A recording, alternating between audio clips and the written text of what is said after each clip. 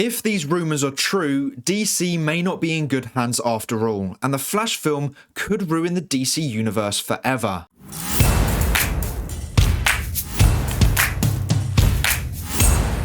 Hey everyone, welcome back to our movie news. There have been more reports coming out from many scoopers about test screenings for the Flash film and Aquaman and the Lost Kingdom, and if they are true, I am not happy with the future of the DC universe. Now I know I said I didn't want to talk about scoopers and big information about the new DC films as I believed that they were in good hands, but this information has been spreading like wildfire throughout the DC fandom, and when I heard it, I was very angry and it felt like we were back to square one.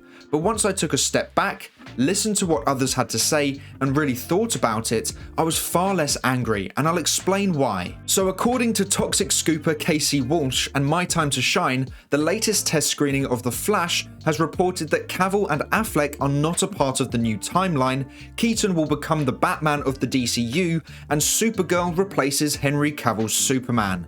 Not only that, but a test screening of Aquaman and the Lost Kingdom also happened last night, and Big Screen Leaks and Casey Walsh reported that Ben Affleck's Batman is not in the movie. So in the latest test screenings, Batfleck and Cavill's Superman are not in the new timeline, which is very confusing as they really hyped up Superman's return, and Jason Momoa confirmed that Ben Affleck was back in Aquaman 2, but these latest test screenings would contradict both of those claims. These test screenings seem to be of the original Warner Brothers cut of the movies, and since then DeLuca has been involved in making changes to those films, and I wonder if DC are test screening both cuts of the movies to see which one audiences respond to better. So one being a Warner Brothers cut and one being a Warner Brothers Discovery cut. If Ben Affleck shot a scene for Aquaman 2 when Discovery were in charge, why would that scene be removed from the movie? And why would Supergirl replace Superman in the DCU when The Rock not only worked so hard on bringing Henry Cavill's Superman back,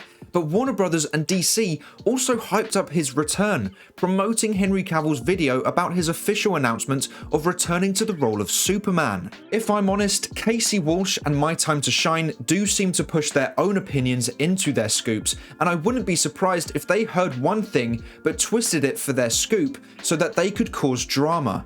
My Time to Shine has been very anti-DC recently, and Casey Walsh is just extremely toxic. So I wouldn't be surprised if they've held back information or worded it in a way that will cause a lot of talk when really nothing major has happened. You simply cannot have a DC universe without Superman, and when you make a huge announcement that he is back, then you have to follow through on that. So I really don't believe that Henry Cavill's Superman won't be in the new timeline.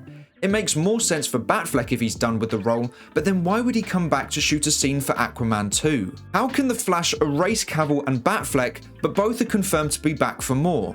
I know they can cut Affleck's scene in Aquaman 2 if it doesn't make sense for the plot, but Cavill not being a part of the new timeline is where everything just gets thrown out of the window. You can't announce his return and then replace him with Supergirl. Having the Flash films still make major changes to the timeline where Superman's future is unknown is not good enough. I've always said to keep an open mind and give the new DC universe a go, and I still stand by that, but that doesn't mean these reports don't worry me. I also said to keep high standards. Without high standards, we won't get high quality movies, and this latest report is not good news.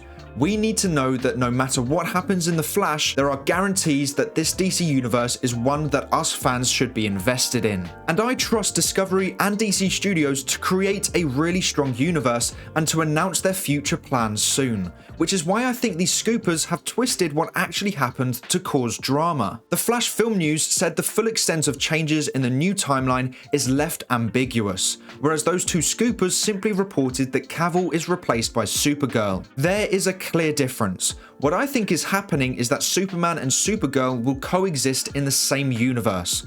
All that has happened is that Supergirl has been brought into the main timeline alongside Superman. Whereas under Warner Brothers, Supergirl was there to replace Superman, which has angered a lot of fans, which is why I think those two scoopers have tried to claim that it's still happening, as it causes drama and negativity towards DC. which for some weird reason they like. So I think whilst it sounds like bad news, it's actually not bad news at all, simply information that has been twisted. As for Batfleck, if he is replaced by Keaton, then I would assume that that was his choice and not the studio's, because they clearly wanted him for Aquaman 2, but if Keaton is replacing him, then I would assume he didn't want to commit to playing Batman for the long term. So whilst I think at face value it seems like really bad news and DC is back to square one, I actually think this is a case of scoopers being biased and wanting to create drama. So I think DC is in good hands and I will continue to be excited for the future of the DC universe. As for me backtracking on my previous statements that I wasn't going to talk about scoopers and all their claims for these DC movies, I have two things to say about that. The first is that I said that with the belief that DC was heading in the right direction, and so had nothing to worry about, but these scoops were spreading across the fandom, and I don't think they're true, so I wanted to reassure fans that this isn't as bad as it seems. The second is that I already know all the scoops regarding the new DC films, so this wasn't spoiling anything for me, as I already knew it. It's a shame I had to talk about it, but I felt like I had to for the sake of my subscribers who already knew this information too and were worried about the future of the DC universe. So I think I may change what I originally said from not listening to scoopers at all to just simply debunking any incorrect information that could worry the fandom like today's misinformation has. But that is all for today's video. Thank you so much for watching. Please make sure to like and subscribe and turn on post notifications so you never miss a video. I hope to see you here again soon, so until then, have a great day. Bye!